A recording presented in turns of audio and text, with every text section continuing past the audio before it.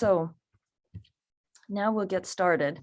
So good morning, everyone, to those of us who are in the United States, and good evening to those of us who are logging in from Europe. I want to welcome everyone to the third installment of Russophone Voices, the Words and Worlds of Russian Language Literature.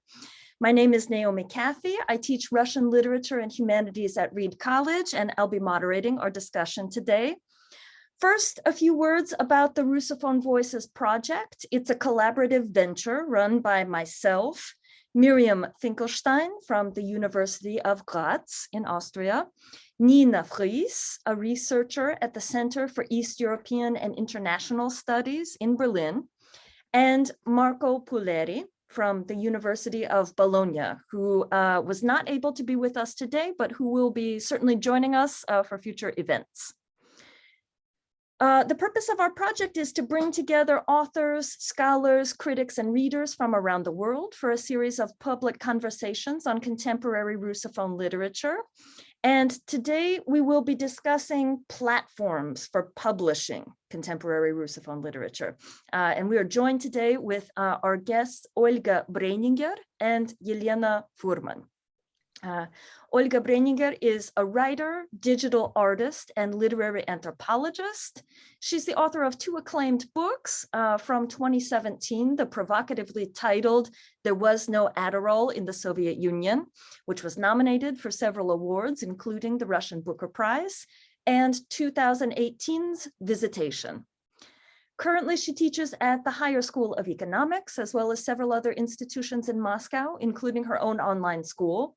And she is currently preparing her third book for publication. She is also a member of the editorial board of the legendary thick literary journal, Druzhba, Narodov. And Yelena Furman joins us. Yes? I was just saying thank you for the introduction. Oh my gosh, yes. Thank you so much for being with us. Yes. And our second guest is Yelena Furman, who joins us from Los Angeles, and she teaches Russian literature at UCLA. She has published on contemporary Russian women writers, Virginia Woolf and Dostoevsky, and Russian-American fiction in various academic journals. And in the recent edited volume, Global Russian Cultures, which is edited by Kevin Platt of the University of Pennsylvania. Yelena's book reviews have appeared in publications such as the Los Angeles Review of Books and the Baffler. And most recently, her fiction has appeared in the journal Narrative. Together with the writer Olga Zilberbourg, she runs Punctured Lines, a feminist blog on post-Soviet and diaspora literatures. And together they have recorded a brief video introduction to Punctured Lines, which is now available on the Russophone Voices YouTube channel. So please be sure to check that out as well. And there's a link to that material on the Russophone Voices Facebook page. Thank you. Yes, thank you so much for being with us, Yelena. We appreciate it so much. To those of you who are joining us in the audience today, a few words about our format. We've planned around 50 minutes for the formal part of our conversation. And during that time, if you have a question, please feel free to type it into the Q&A at any time. And then we'll be reserving 20 to 25 minutes at the end of our session to specifically address your questions. So with that, I'll turn to the first topic of discussion today, which is the idea of Russophone literature itself. When Miriam, Nina, Marco, and I started this project, it became clear to us that the concept of Russophone literature is kind of slippery and nebulous. We were thinking of it as something that's possibly distinct from Russian literature or something that's beyond the boundaries of a national Russian literary tradition, but it clearly seems to mean different things to different people. And we've also found that many of the writers and scholars we've spoken to have vastly different perspectives on it and their relationship to it. So I'd like to begin by asking our guests today, what does Russophone literature mean to you, if anything? How would you define it? What do you think about your relationship to it as scholars and writers? So maybe let's begin first with Yelena and then Olga. Okay, can everyone hear me? Okay. Yeah, as you're asking, excuse me, this question, I was sort of laughing because this is exactly what we've all been talking about, right? How do we define this? What does this mean? Are these terms, how are they related to each other? And I guess at the most basic level, to me, Russophone literature is kind of hybridizing that Russian term, right? It's sort of severing that connection between Russian literature must be written in Russian by ethnically Russian people living in Russia, right? And Russophone literature, like the guests actually from your previous episode, right? The Russian language writers, but outside of Russia, right? So Russophone literature takes it outside of that necessarily geographical space. It also encompasses, I think, another term, which I want to bring into the conversation right away, to underscore, I guess, the complexity of all of this. And that is diaspora, because Russophone literature overlaps with some diaspora writers who continue to write in Russian. But I would think, especially if I'm thinking of Russian American writers, right, the diaspora writers, they're writing in English.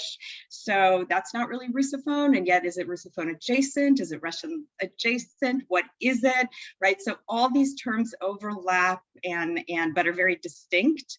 And I guess this isn't really answering the question, but I think this is exactly the answer, that our field, our post-Soviet, Slavic, Russophone, Russian, right? See how many there are as a whole. We are right now engaged in trying to answer and figure out exactly what these terms mean, because they're not easily pinned down, because these identities aren't easily pinned down. And I think that's great. I think the fact that we're constantly still in the process rather than have come to some definitive answers, I think really underscores the wonderful complexity of this. So I'm sorry, that's not really necessarily answering the question, but I think that's probably an answer, or at least my answer to that question. Yeah, Olga? Well, I probably couldn't agree more with saying that this is a really nebulous term, but I think it's probably the best we can reach, and also possibly the most exact we have at our hands at the moment, because we do have literature written in Russia, both by ethnic Russians and non-ethnic Russians. We do have literatures in like former parts of the empire, which is also written in Russian language. And actually the platform of Druzhba narodov, and one of the major goals behind what we do, is collecting those like Russian language literature, those voices, and bringing them to the center. And we also have, the phenomenon of global Russian literature.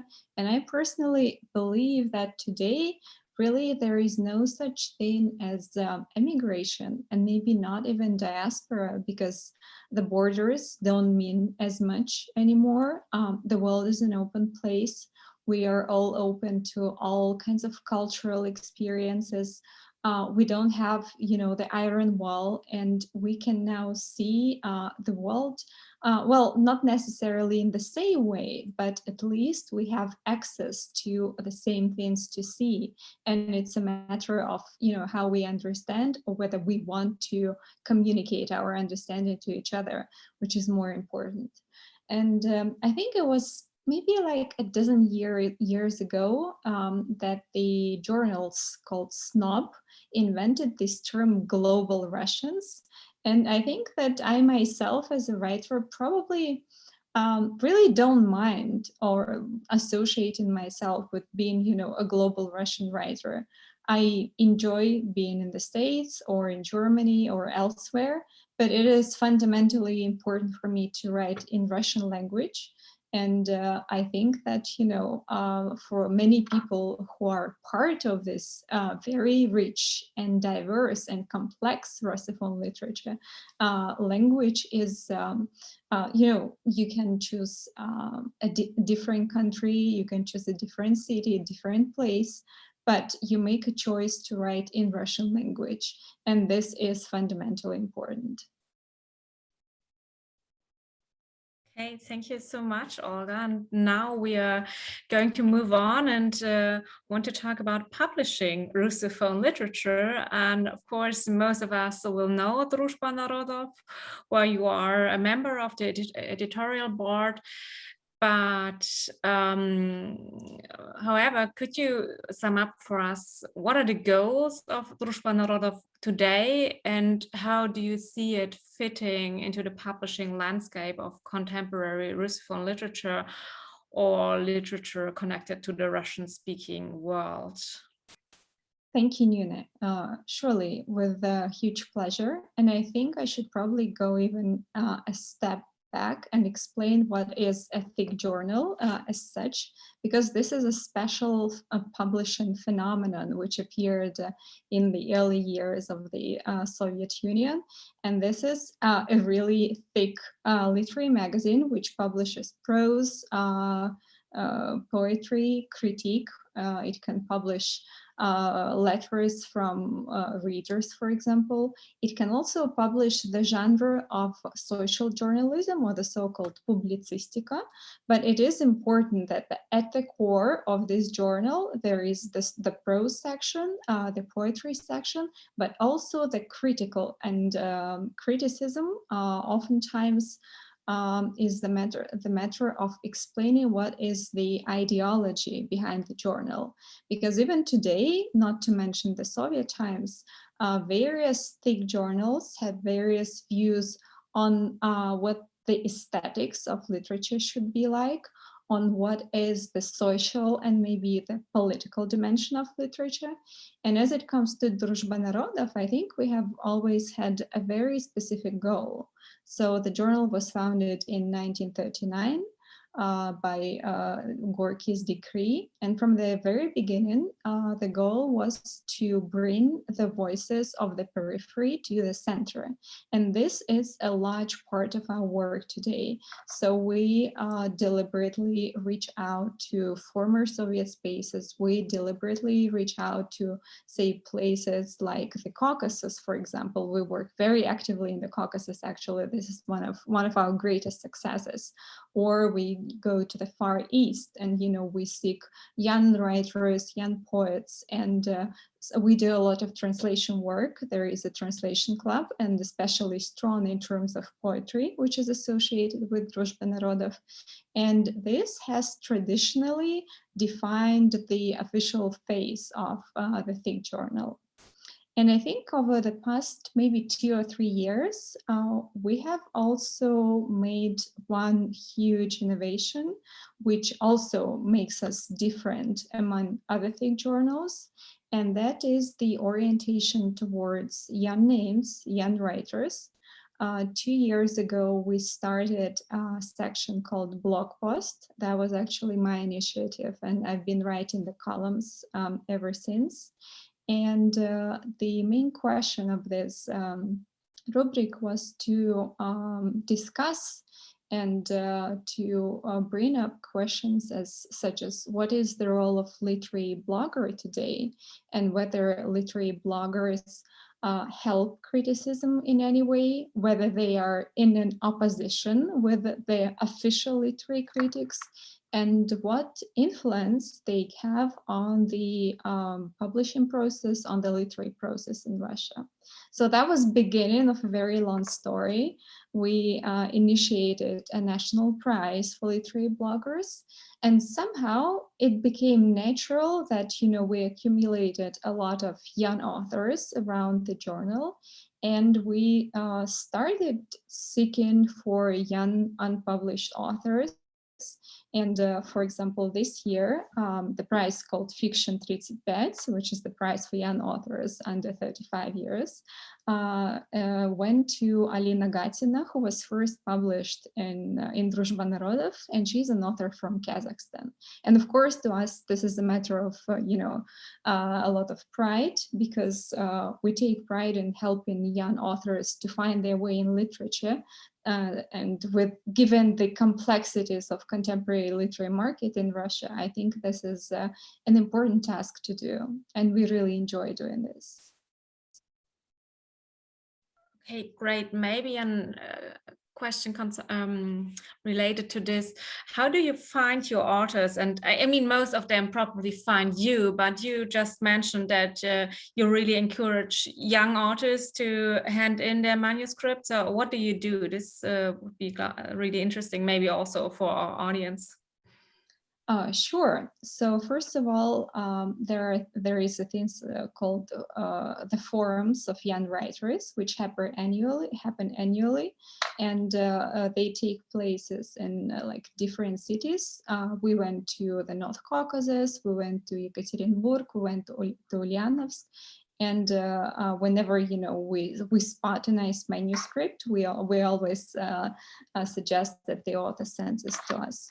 We have social networks, and people do get in touch a lot via Instagram, via Facebook, via Telegram. And then on my Instagram, I also have this special channel where once I have a special email, and anyone can send their manuscript there. And then once a month, randomly, I pick a manuscript and I analyze it, I read it, I criticize it in a very kind and constructive way. I do it live on Instagram, and this is how a lot of authors find out about us. We also have a newsletter which goes on to bloggers, and somehow all this created this more or less efficient ecosystem where authors come to us and bring their manuscripts, and also various schools of creative writing. Every time they have a new group of people finishing a course, they send us the best manuscripts and say, see what we have, maybe there is something you would be interested in. And very often we pick up a work or two and publish these people, and this is how it works. So it wasn't like a system designed from scratch. It just came to be. But I would say that we have created a lot of resources and ways the young authors can come and get in touch with us. Okay, great. And now we have talked about the authors. Could you also tell us very briefly about the audience? So what audience do you strive to reach, and is this different from the audiences you actually reach? Oh, yes, that is a big question, because as a very traditional institution, as a thick magazine, we have a very specific circle of readers, and usually these are people who have who have developed the habit of reading thick literary journals during the Soviet times and continue doing so. So that probably means that these are people, we are not talking millennials and Zoomers in this case. But we are also trying to attract the attention of younger people, because, literature must develop, the editors, the editorial boards must develop, and of course we need these rounds of renewal. So since we have started working with the bloggers, with the young authors, I noticed that there has been some more interest to Druzhba narodov, not only from the side of our traditional audience, but also from people in their 20s, in their early 30s.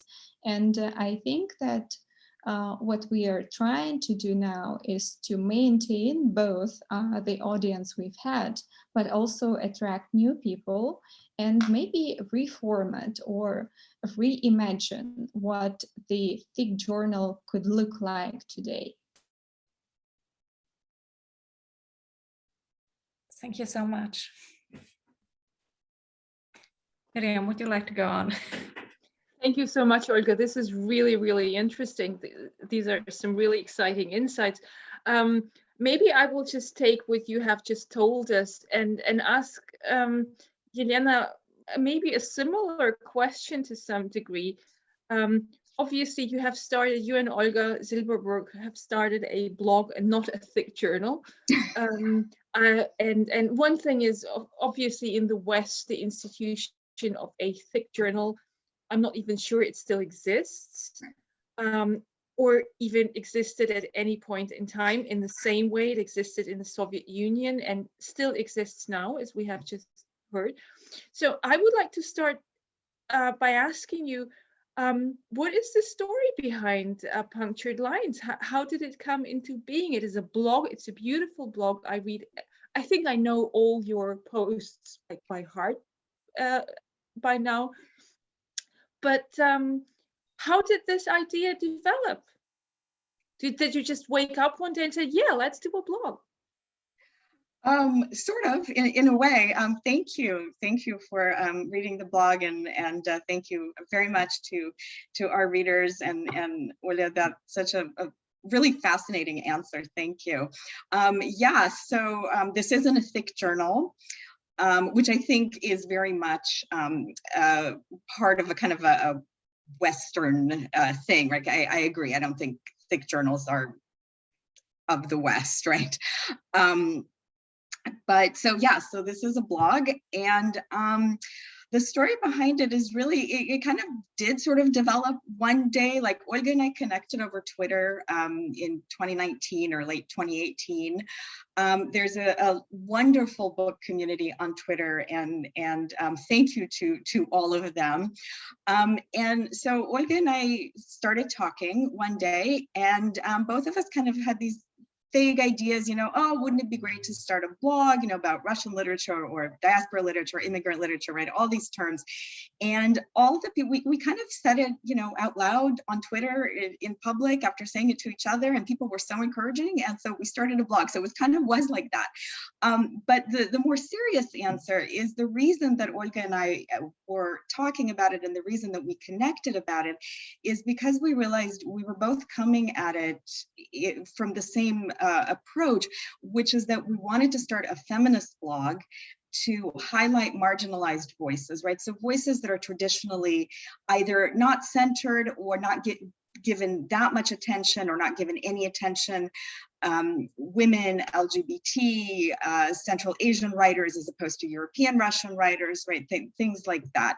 And we realized that we really didn't see in the broader sort of Russian literary spaces, however you want to define that, we really didn't see a space like that. And so we wanted to carve out that space in the digital world and in the real world, right? Where it would be something like that, a feminist blog that is really highlighting voices that maybe we don't traditionally hear from that much. And it's a very community-oriented blog. We've made a lot of connections, again, over social media. People have written pieces for us. You know, please pitch us. This is a general call, right? We have guidelines on our website. We love getting pitches, interviews with writers, you know, et cetera, et cetera. So yeah, so it really sort of came out of oh, let's start a blog, and then here it is. And thank you everyone for reading it. Yes, thank you so much. So maybe another question concerning the form, the medium. As of today, there are a lot of different ways. You have mentioned Twitter, a lot of different ways to communicate in the virtual world, in the digital world. We have a Facebook project, there are Twitter communities, there are other communities.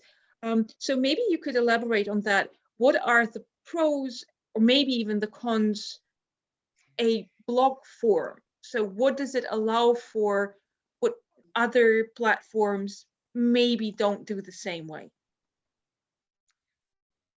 That's a really excellent question, and I'm kind of laughing. You know, yes, there's a lot of, particularly on Facebook, right? There's these Facebook groups. There's this project that you're doing, your wonderful project. There are other groups on Facebook. I think we just, honestly, at least I never considered Facebook, only because this came out of Twitter conversations.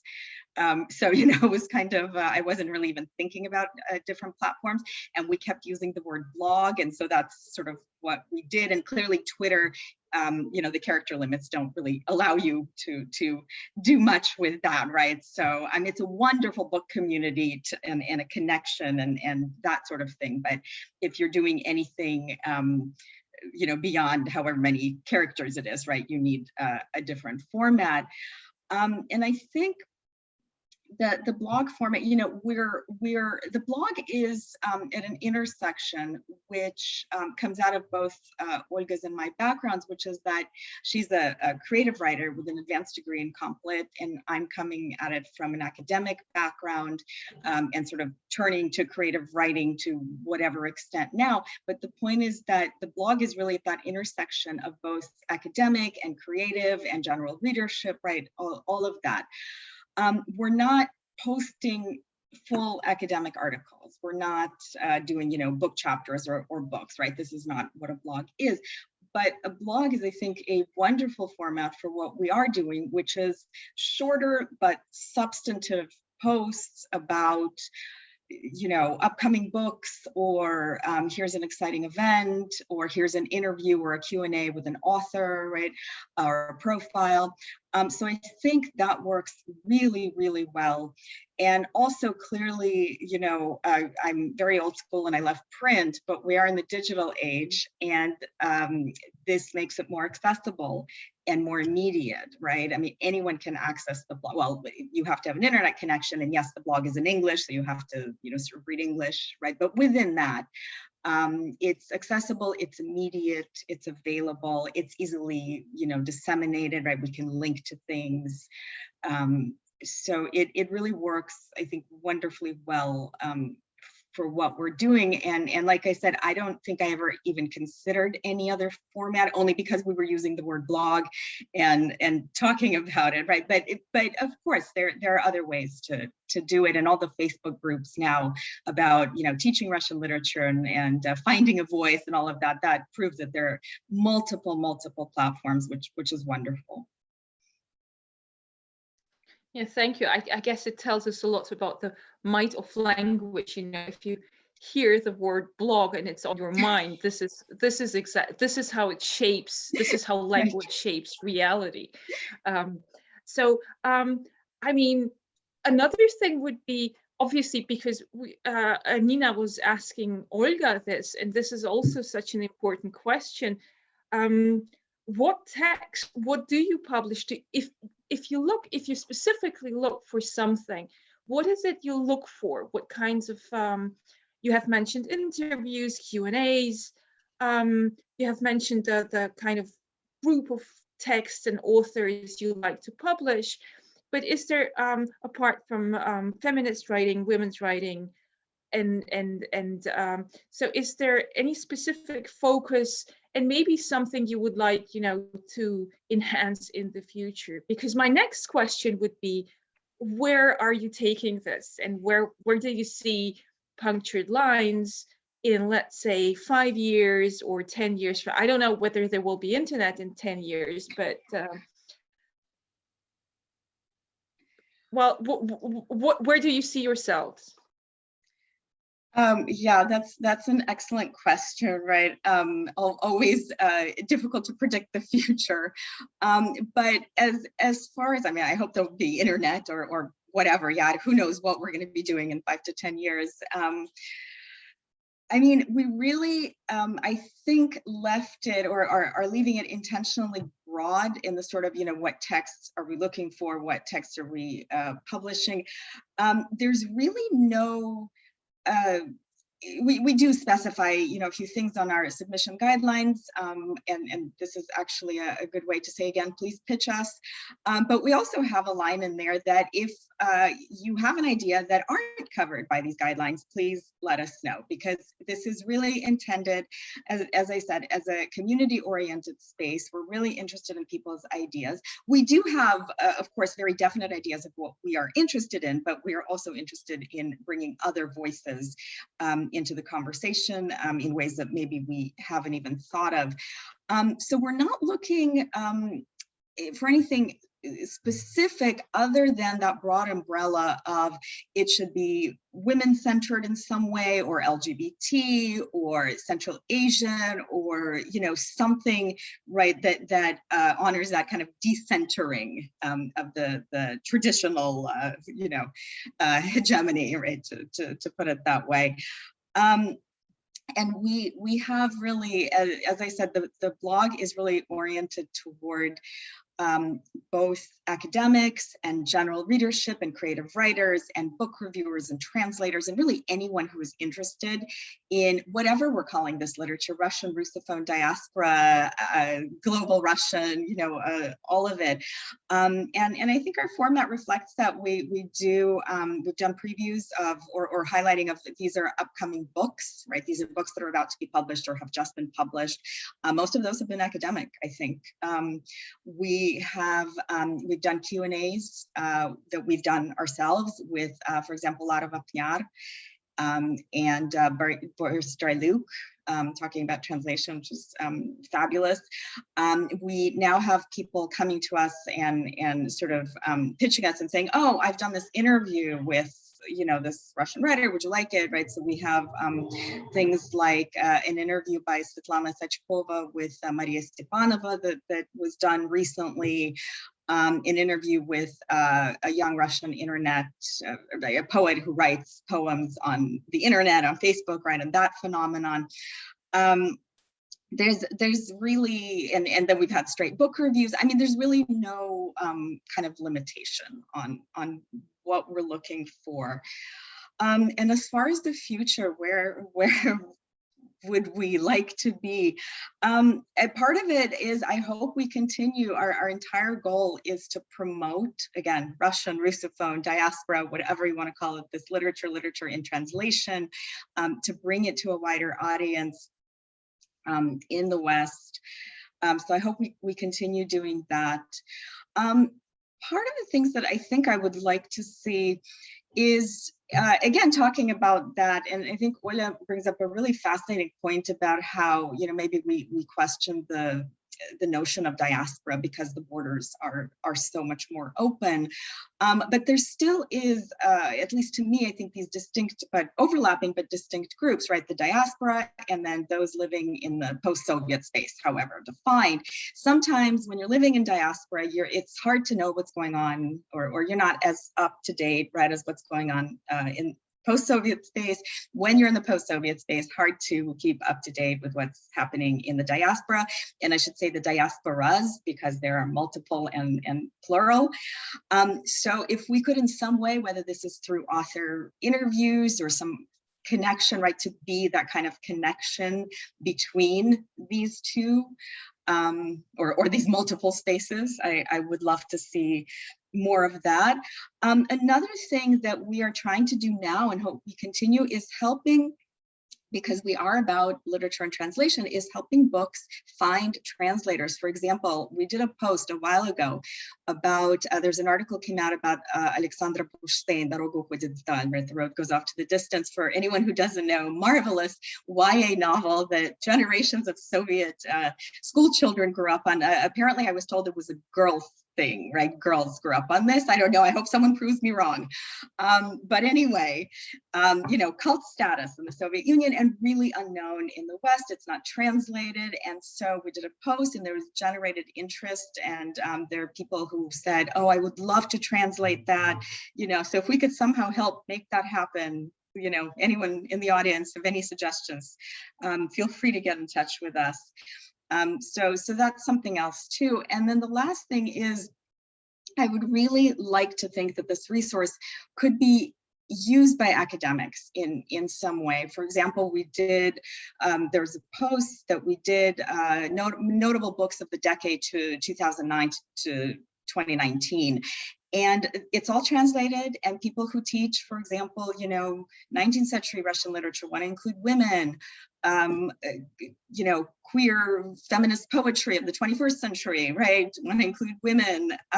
We have highlighted those books, and they can be used in the classroom. And so again, this is very collaborative. I really envision this as a collaborative project between academics and our blog and writers and readers. So yeah, hopefully those things.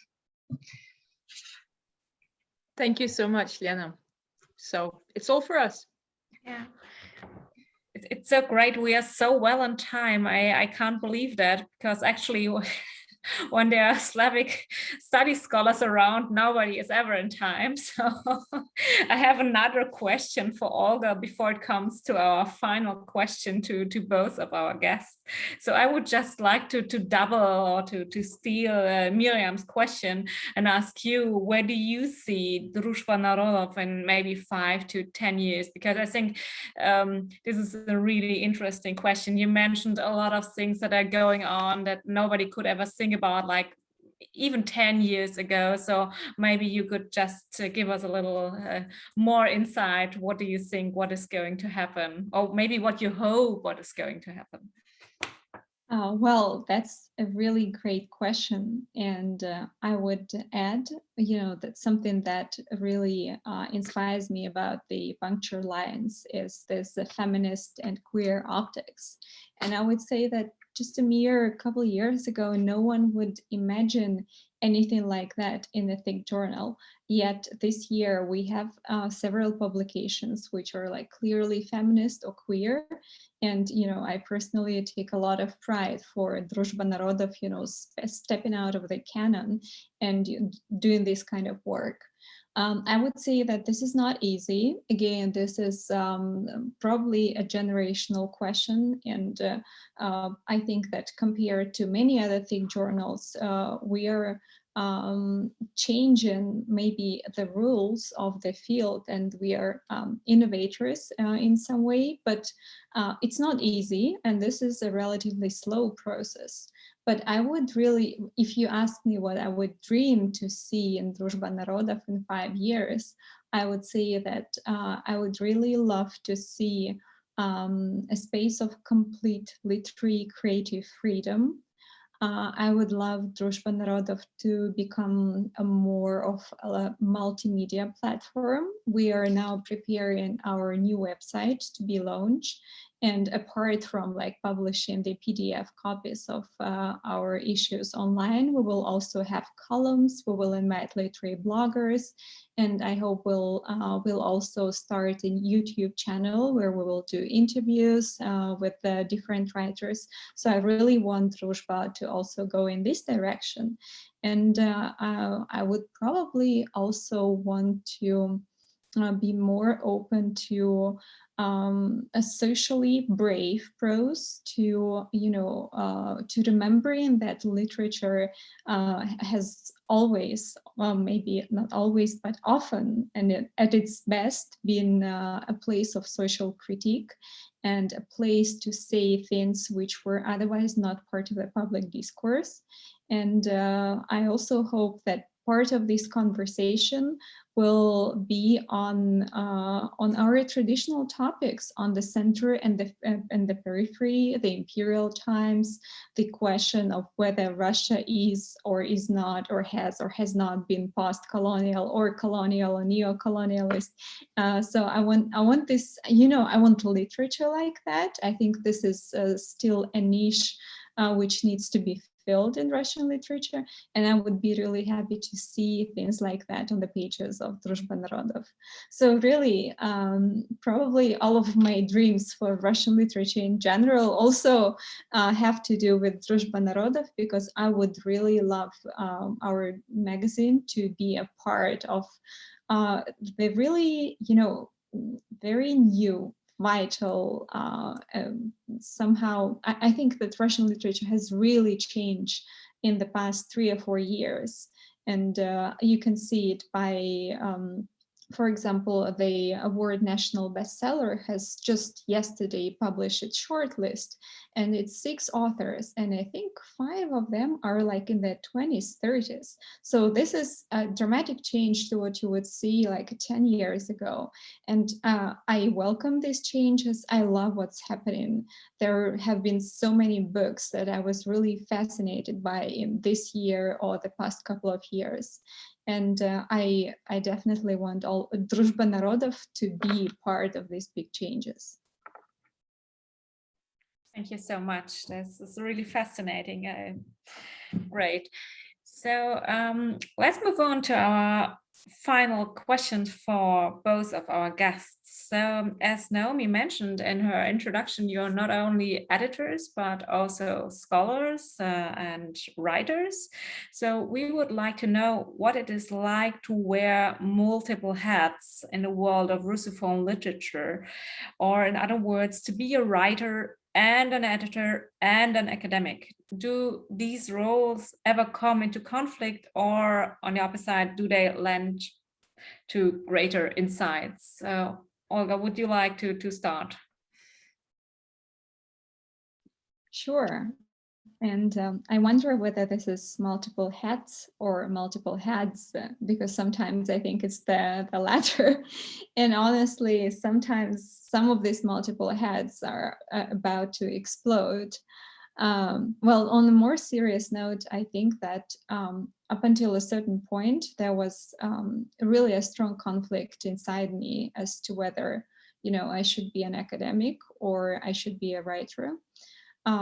It was hard because I wanted to be in academia, but I felt I wasn't, I didn't quite fit in with my multiple interests. And of course, it was also a question of good time management and prioritizing creative writing sometimes at some periods of time, and then prioritizing your academic writing at other periods of times. But then, and I would really say that I was just lucky to find a point of balance where all of my interests somehow came together. And I can say that at the moment, 2 of these different creative sides cross-pollinate very efficiently. And oftentimes the ideas which come to me through academia, they make it into my novel, for example, and vice versa. Say with the novel There Was No Adderall in the Soviet Union, I can clearly remember how I wrote the first chapter because I was at the seminar called Identities and Subjectivities in Contemporary Eurasia, given by the Davis Center at Harvard. And I came home and I was so inspired that I sat down, and I think over an hour, I wrote this chapter, which became actually the last chapter of the novel. And many of these ideas kind of became the intellectual basis. So it works like this. It means that probably my books require certain pre-knowledge, and they not necessarily are very easy for the most general audience, because I write a lot about, science. I write a lot about humanities, like broadly conceived. And as it is traditional for Russian literature, I tend to focus a little bit more on the ideas than on sujet as such, but not to say that I don't like sujets. I do like sujets. I do like good narratives, but the idea part is very important for me.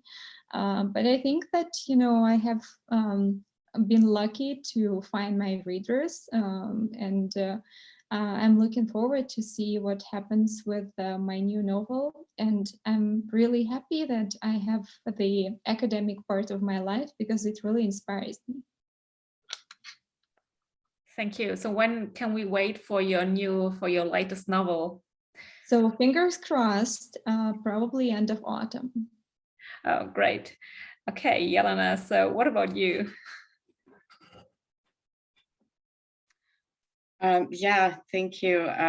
Well, that's a really fascinating answer because I have to say, first thinking about this question, I kind of thought, oh no, they don't come into conflict. But actually, as I was listening to Olia's answer just now, that whole idea about prioritizing, right? What are you? Are you this? Are you that? How do you find the time to do all that, right? When you research or teach or write or what have you. So yeah, I'm just readjusting my answer after listening to Olia's answer, because I think that's really true. And especially, now we're in a pandemic, the library's closed. I can't imagine doing research, right? What research are we doing? What are we even doing in academia? And I know people are researching, and I'm always envious, and I'm always sort of, how is this possible?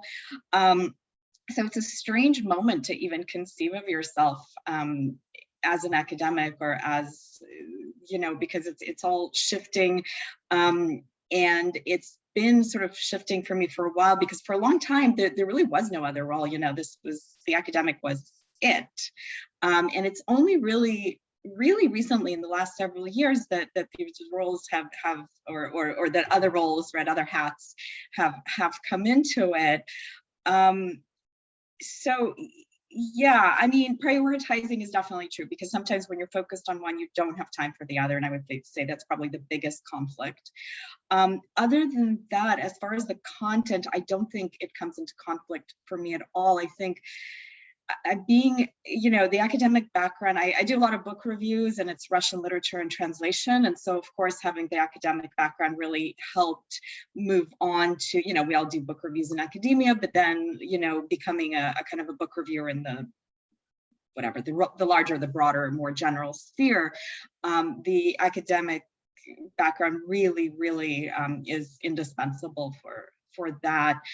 Also editing, we do a lot of editing for the blog. And Olga and I've sort of had to edit like 3 pieces in a row, in the last several days. And I was sort of joking that, yeah, this is transferable skills, right? This is what we do for our students and for our colleagues.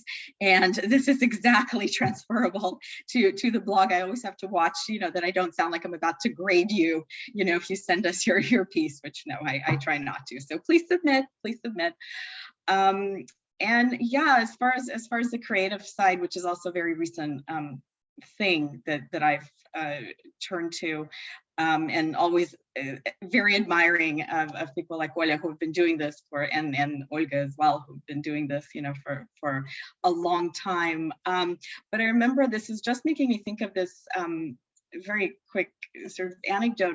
Years and years ago, I was taking a creative writing class, and I told Michael Heim, who Naomi knows, and he's my advisor from UCLA, and he's a translator himself. And anyway, I said to him, I'm taking creative writing. It was kind of off the cuff comment, and he got really happy, and he said, this will really help you understand literature better. And so I haven't thought about this in many years, but I'm thinking about this now. It is that really, I agree with that. It's that understanding of it all informs each other, right? Because it's all about Russian literature, Russophone, or, et cetera, right? Which makes me a very one-track person, but it does connect. So yeah, it's a blessing, really. Thank you so much. So now I would like to open up the discussion to our audience members. And if you have any questions, please feel free to use the Q&A function on the Zoom webinar in order to bring your question up. At the moment, we don't have any specific questions, but we can wait for a moment in case people want to chime in. Maybe I could ask, Yeah, of course. while people are typing, maybe I can jump in and ask Olga a question. I was really fascinated what you said about looking for authors in different regions, in different countries, in different parts of the former USSR. So when you look for new manuscripts, fresh faces, what exactly is it? Can you maybe elaborate a bit more on that? What exactly is it you look for in text, in prose, and maybe poetry? Are there particular subjects, forms maybe? maybe more innovative recent forms. So maybe you could tell us a little more about that. Well, I personally really love innovative forms, but we are an editorial board, so there are several of us choosing the manuscripts. And I would say that we have a rule that might sound a little bit old-fashioned, but this is the good of old-fashioned, the one I really respect and find classy. And the rule is, as long as the text is good, nothing else matters. So it can be really anything. It can be any topic, any form. The most important thing is that the text is good. And we have in the recent past published, for example, a series of wonderful stories by a Russophone writer from Georgia. And part of those stories was set in Georgia, and part was about the migrants who moved from Georgia to Russia.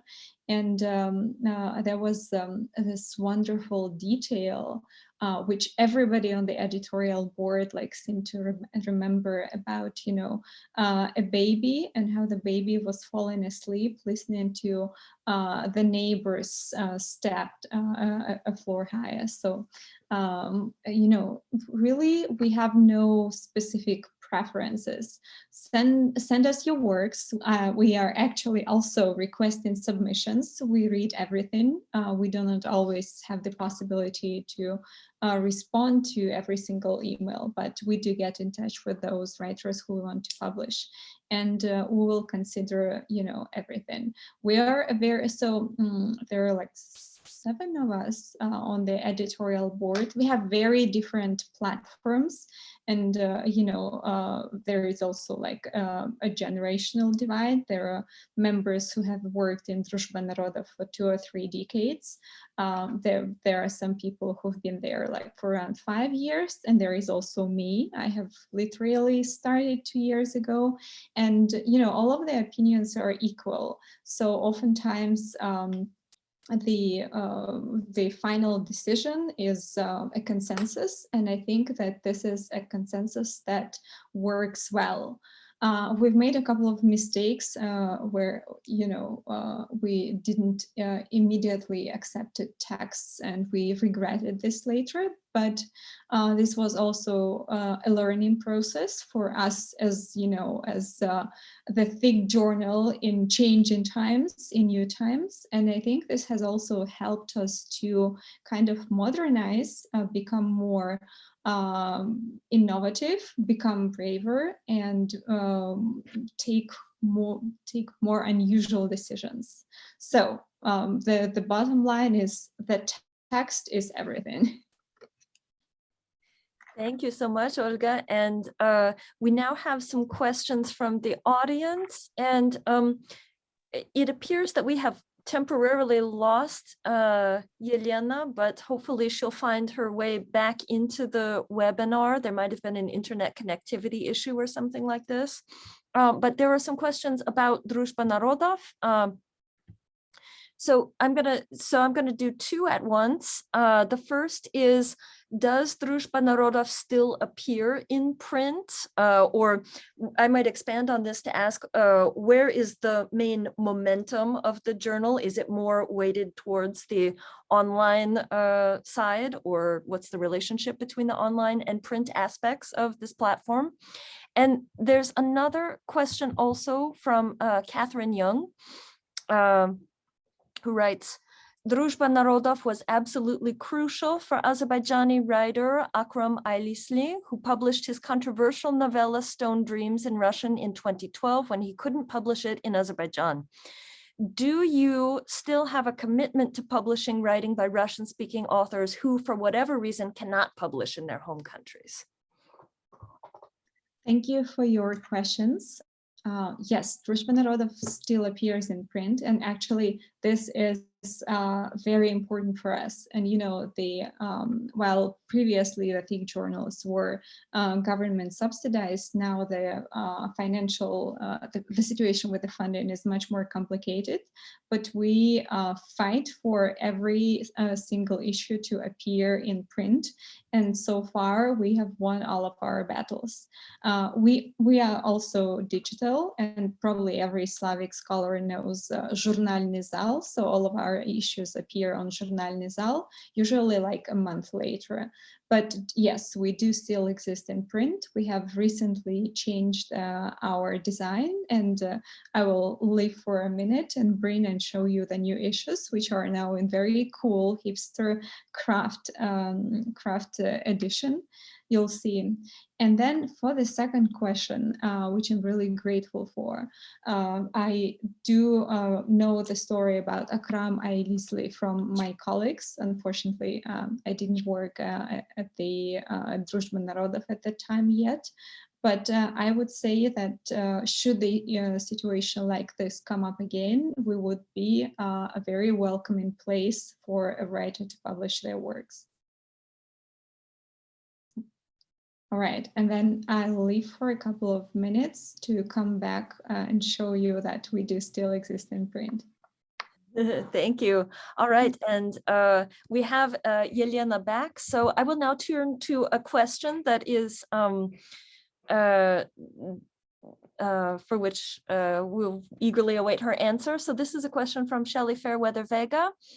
She writes, Druzhba, Narodov, and Punctured Lines are both such wonderful platforms, and I'm extremely grateful for them. And thanks to both guests for discussing your work here today. Yelena said something that caught my attention as a translator. The Punctured Lines strives to connect Russian language texts with translators. But from my point of view, the real trick is connecting translated texts with publishers. Can you both talk a little about some new or better ways to attract the attention of conventional book publishers so that they're more willing to consider translations of Russophone literature? Or are these other non-book platforms the best option for us? Yelena, what do you think?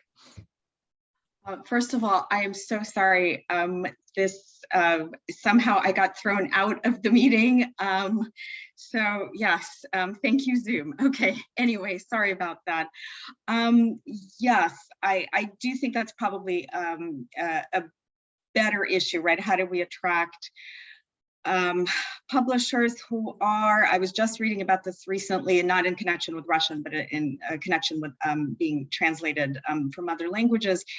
How do we attract the attention of Western publishers who are, it is a profit-making business, right? So they are looking to make money. Russophone literature probably isn't on, or definitely isn't on as many people's radar. It's, say, texts that are coming out of, French, German, what have you.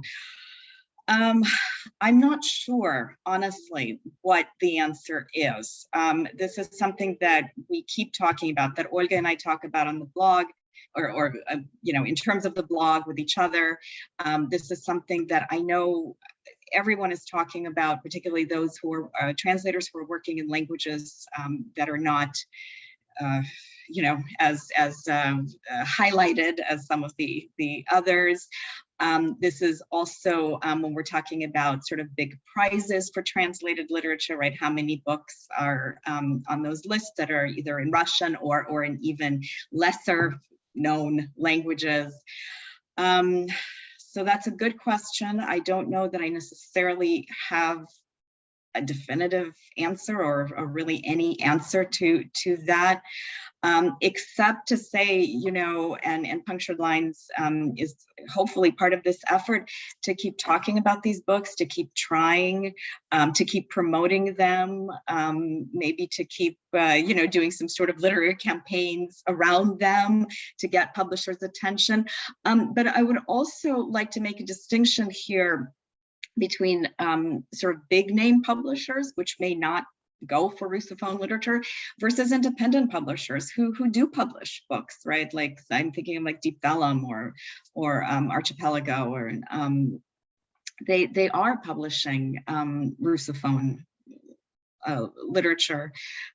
So maybe that's the way to go. Maybe it's about independent publishing, at least from what I'm seeing at the moment. Thank you so much, Yelena. Olga, did you have something that you wanted to add from your prior comment? From my prior comment or answering this question about translation? Either is fine. Okay, I'll probably answer about translation first, and then yes. I'll come back. Sure.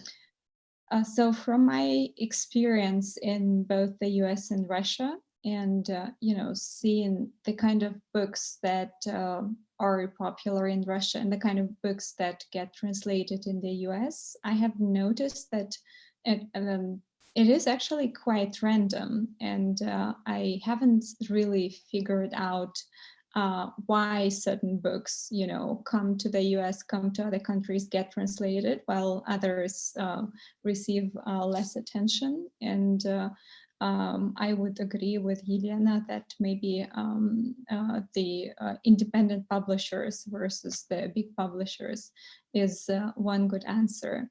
And while we are on this, I would also like to thank Josephine von Zitzewitz, who is, I think, here with us tonight, and who, in collaboration with Hila Cohen and Words Without Borders, has just issued a Russian literature special issue, and there was a chapter of Adderall translated into English there as well. So I think that the answer is, going from bottom to the top and creating all kinds of, our own initiatives to pick the books we like, promote them, maybe translate them ourselves, and so on. But I would say that translation is probably one of the most painful and questions to discuss in any public discussion on contemporary state of the Slavic field. And yes, I did want to add about the print issues of Druzhba narodov. So I told you that we've recently changed the design. So this is how we looked in 2017. This was still like pretty recognizable Soviet style design. And then starting 2018, we went this, simple, nice craft paper. I really like the change. And I think it also kind of promoted stimulated more interest from the young audience. So yes, we do exist in print. Oh, that's so beautiful. So speaking of Josie von Zitzewitz, we have an intriguing question from her. And this is, I think, for both Olga and Yelena. Do you have the impression that non-Russian Russophone writers use Russian in order to increase their audience, similar to, say, writers from former British colonies using English? And perhaps, Olga, you'd like to begin, and then Yelena follow up? Sure. I actually very strongly agree with Josie, because so my area of specialization is the North Caucasus, particularly Chechnya and Dagestan. And I've done a lot of field work, and I've lived there for quite a long period of time. And I would say that for every young Dagestani or Chechen writer, it is a big question of choice whether they will write for the whole of Russia or for their area. And in Chechnya, that means for their country. And there are currently 2 literary schools in Chechnya: those who write on principle only in Russian, and those who deliberately write in Chechen. And there is a lot of mutual dissatisfaction and passive aggression about the language of choice for literature. And the situation is even more difficult in Dagestan, where there are 14 official languages, and I think around 42 in general. And that means that in Dagestan, when you choose to write in your ethnic language, you choose to write for a very, very small audience. So of course, for every young writer, this is, a tempting question. Do you want to be read like in the whole country and outside the country, like Alisa Ganieva, or do you want to write just for your little, linguistic community?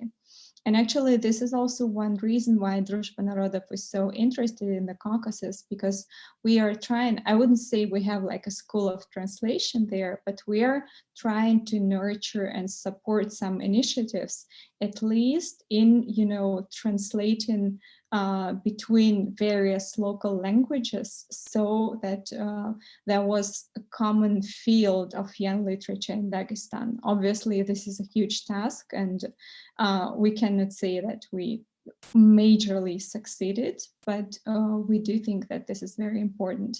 And some of our warmest connections are actually with the writers from the North Caucasus.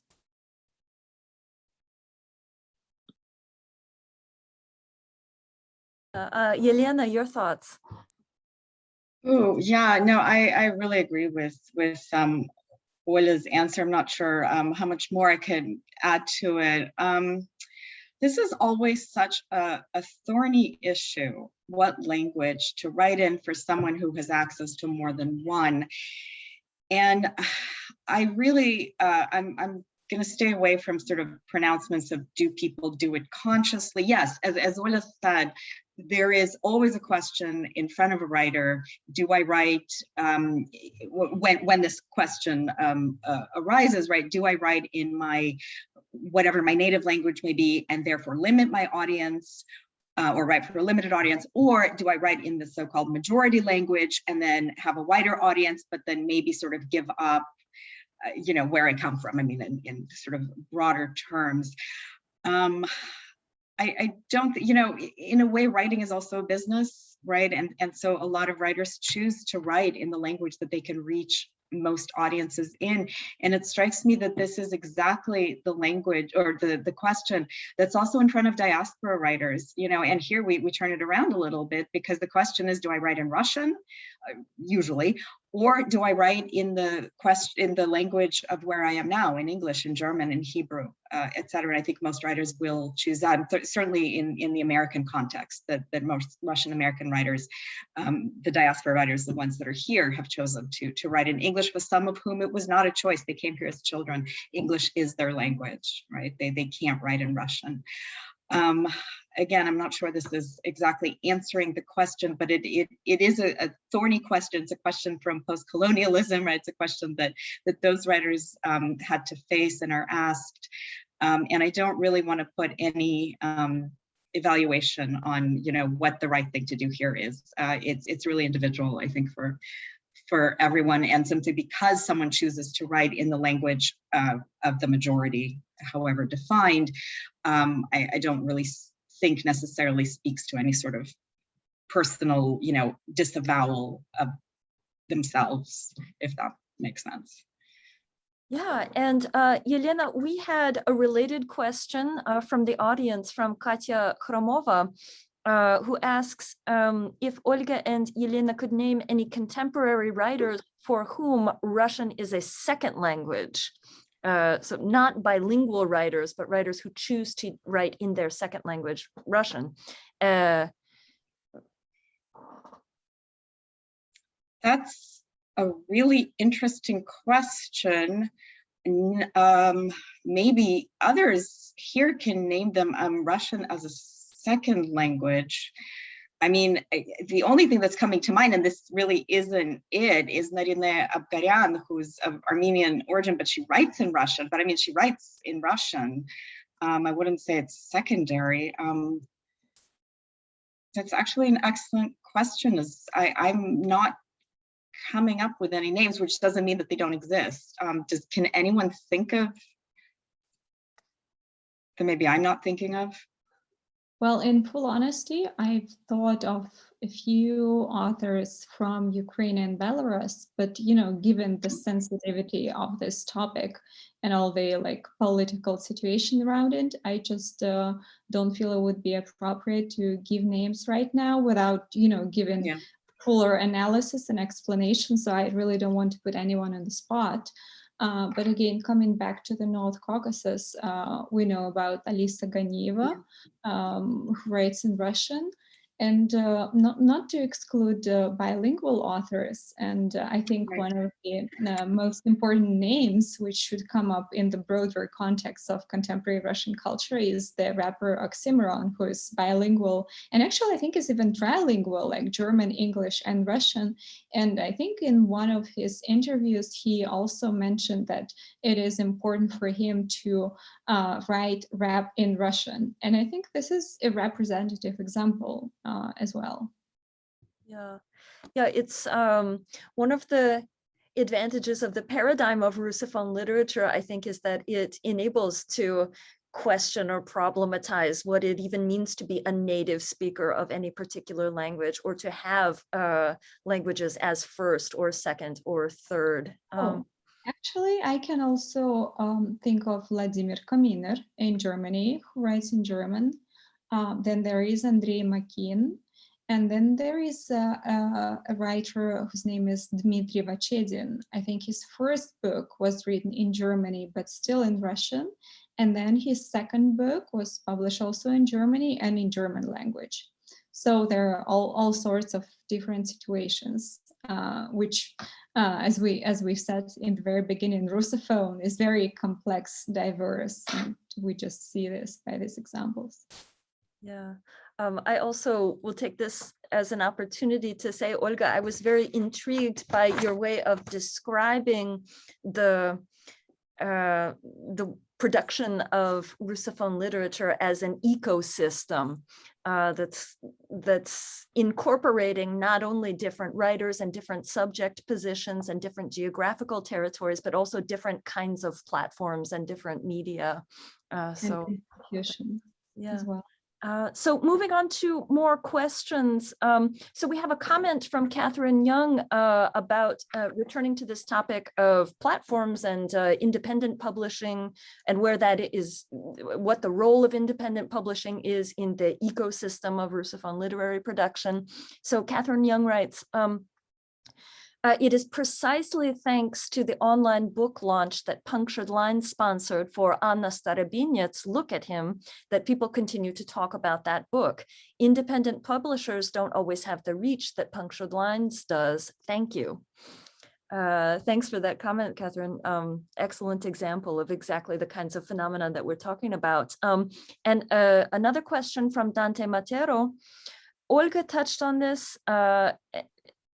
Well, Yelena was cut off from the webinar, so I'm wondering, Yelena, what is one of the more surprising or innovative pieces Punctured Lines has published? Why did you choose to go forward with it? Yeah, again, I apologize for technical difficulties. Wow. Again, there have been so many, and this really is just a very honest answer. There's so many on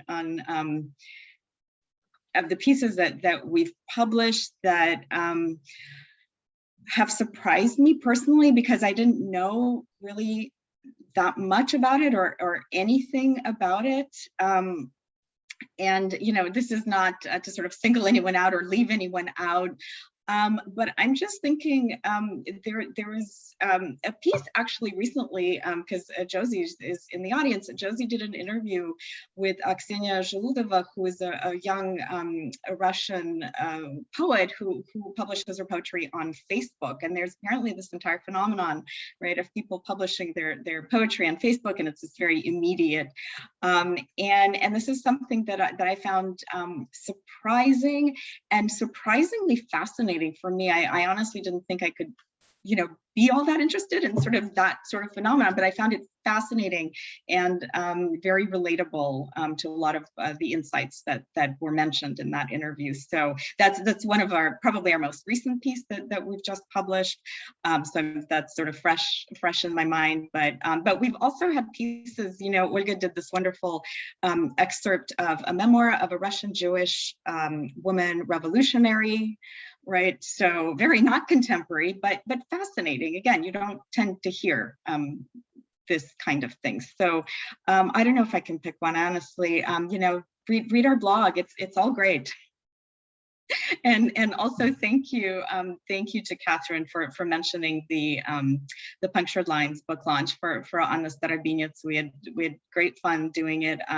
It's a very important book. It's a controversial book. It's a very difficult book. I mean the subject matter, not the book itself. It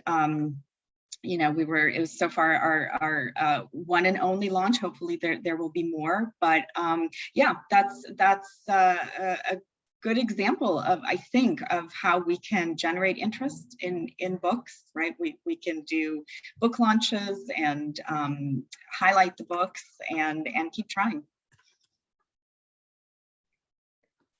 All right.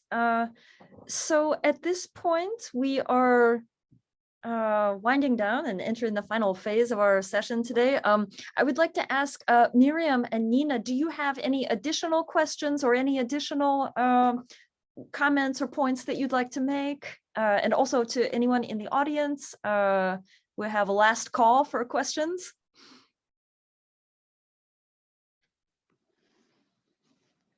I would just like to thank you both so much for these wonderful insights. It's really such an incredible conversation on so many issues that are also very, very close to my heart, in particular, because this was one of our last points, this question of L1, L2 first language versus second language. As it happens, only yesterday I had the honor of hosting a conversation with Alisa Ganieva, and we were speaking exactly about this question.